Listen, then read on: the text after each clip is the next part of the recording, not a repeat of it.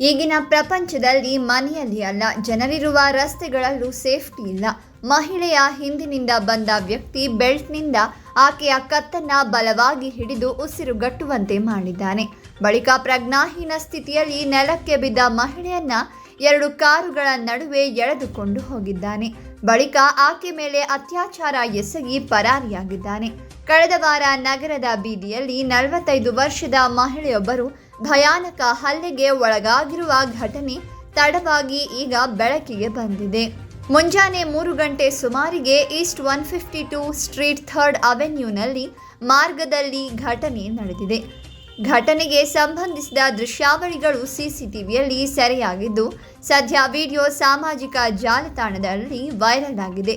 ಮುಸುಕುಧಾರಿ ದುಷ್ಕರ್ಮಿ ರಸ್ತೆಯಲ್ಲಿ ನಡೆದುಕೊಂಡು ಹೋಗ್ತಾ ಇದ್ದ ಮಹಿಳೆ ಮೇಲೆ ಹಿಂದಿನಿಂದ ಬಂದು ದಾಳಿ ಮಾಡಿರೋದು ಸಿಸಿಟಿವಿಯಲ್ಲಿ ಸೆರೆಯಾಗಿದೆ. ಮಹಿಳೆಯನ್ನ ಹಿಂದಿನಿಂದ ಬಂದ ವ್ಯಕ್ತಿ ಬೆಲ್ಟ್ನಿಂದ ಆಕೆಯ ಕತ್ತನ್ನ ಬಲವಾಗಿ ಹಿಡಿದು ಉಸಿರುಗಟ್ಟುವಂತೆ ಮಾಡಿದ್ದಾನೆ.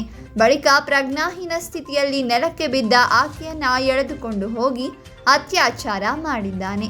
ಇದೀಗ ವಿಡಿಯೋ ಎಲ್ಲೆಡೆ ವೈರಲ್ ಆಗ್ತಾ ಇದ್ದಂತೆ ಆರೋಪಿ ಪರಾರಿಯಾಗಿ ತಲೆಮರೆಸಿಕೊಂಡಿದ್ದು, ಸದ್ಯ ಪೊಲೀಸರು ಆರೋಪಿಗಾಗಿ ಬಲೆ ಬೀಸಿದ್ದು ತನಿಖೆ ನಡೀತಾ ಇದೆ ಅಂತ ವರದಿಯಾಗಿದೆ.